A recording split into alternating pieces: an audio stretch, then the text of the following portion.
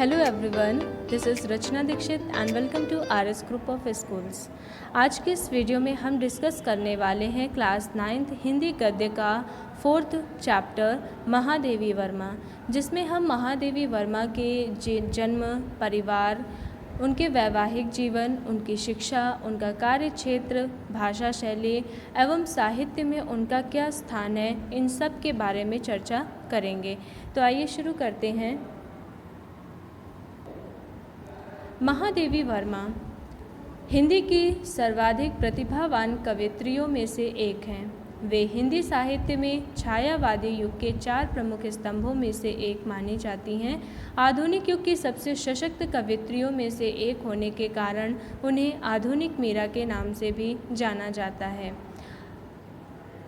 कवि निराला ने उन्हें हिंदी के विशाल मंदिर की सरस्वती भी कहा है। महादेवी ने स्वतंत्रता के पहले का भारत देखा और उसके बाद का भी। महादेवी वर्मा का जन्म 26 मार्च 1907 को प्रातः 8 बजे फर्रुखाबाद, उत्तर प्रदेश में हुआ था।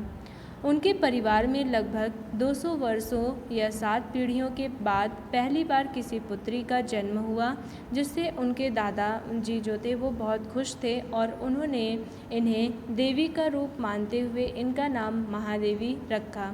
इनके पिता श्री गोविंद प्रसाद वर्मा, जो कि भागलपुर के एक कॉलेज में प्राध्यापक थे, और इनकी माता का नाम हेम रानी देवी था, जो कि एक विदुषी महिला यानी धार्मिक महिला थी।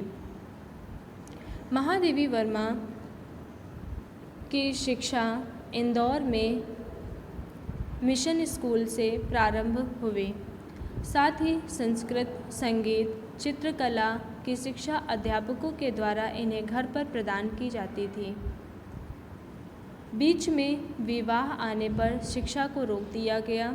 विवाहोपरांत महादेवी जी ने 1919 में क्रॉसवेट कॉलेज इलाहाबाद में प्रवेश लिया और कॉलेज के छात्रावास में रहने लगी।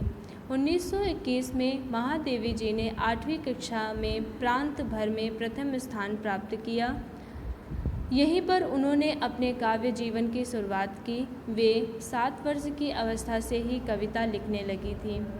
1932 में जब इन्होंने इलाहाबाद विश्वविद्यालय से संस्कृत में एमए किया, तब उनकी 2 कविता संग्रह निहार तथा रश्मि प्रकाशित हो चुकी थी।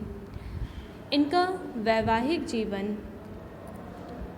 वैवाहिक जीवन की बात करें तो उनके जो बाबा थे श्री बांके बिहारी ने सन 1916 में इनका विवाह बरेली के पास नवाबगंज कस्बे के निवासी श्री स्वरूप नारायण वर्मा से कर दिया था, जो कि उस समय 10वीं कक्षा के छात्र थे।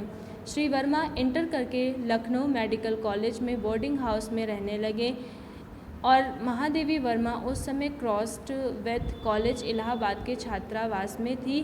तो इनका वैवाहिक जीवन जो था वो ये वैवाहिक जीवन से पूरी तरह से विरक्त थी। महादेवी जी का जीवन एक सन्यासिनी के रूप में था। 1966 में पति की मृत्यु के बाद वह स्थानीय रूप से इलाहाबाद में रहने लगी।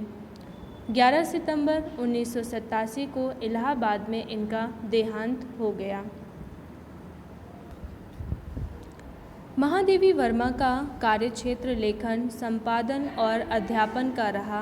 उन्होंने इलाहाबाद में प्रयाग महिला विद्यापीठ के विकास में महत्वपूर्ण योगदान दिया।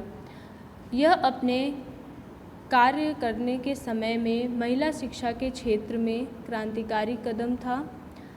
1930 में इनकी प्रथम रचना निहार, 1932 में रश्मि, 1934 में निर्जा तथा 1936 में सांध्य गीत नामक उनकी 4 कविता संग्रह प्रकाशित हुई। 1939 में इन चारों काव्य संग्रहों को उनकी कलाकृतियों के साथ वृहदाकार में यामा शीर्षक में प्रकाशित किया गया। उन्होंने गद्य, काव्य, शिक्षा और चित्रकला सभी क्षेत्रों में नए आयाम स्थापित किए। उन्होंने इलाहाबाद में प्रयाग महिला विद्यापीठ के विकास में महत्वपूर्ण योगदान दिया। यह कार्य अपने समय में महिला शिक्षा के क्षेत्र में एक क्रांतिकारी कदम माना जाता था। इसके अलावा वे प्रधानाचार्य एवं कुलपति भी रहीं। महादेवी वर्मा की रचनाएं। महादेवी वर्मा की गणना हिंदी के सर्वश्रेष्ठ कवियों एवं गद्य लेखकों में की जाती है। महादेवी जी की प्रमुख रचनाएं निम्नलिखित हैं, जैसे श्रृंखला की कड़ियाँ, साहित्यकार की आस्था, छड़दा, अबला और सबला। इन रचनाओं में इनके विचारात्मक और साहित्यिक निबंध संग्रहित हैं। इसके अलावा संस्मरण और रेखा चित्र में इन्होंने स्मृति की रेखाएं, अतीत के चलचित्र, पथ के साथी, मेरा परिवार।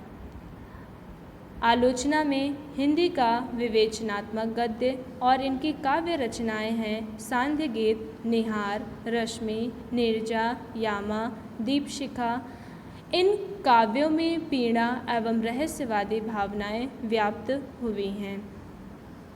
महादेवी वर्मा की भाषा शैली।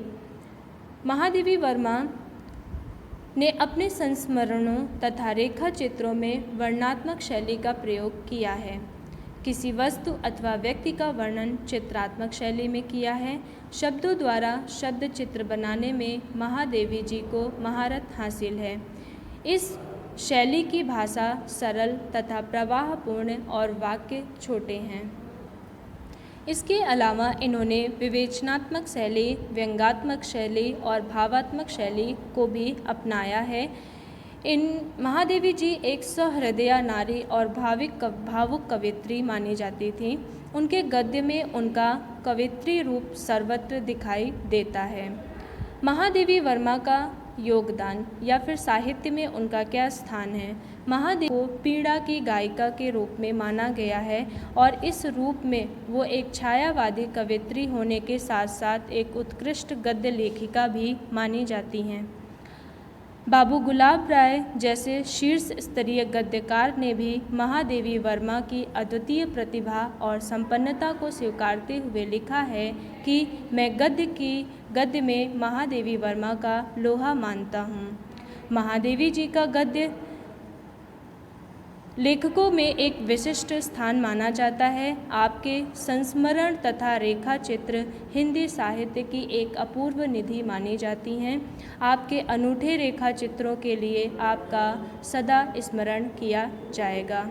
I hope you enjoyed this video. Thank you so much.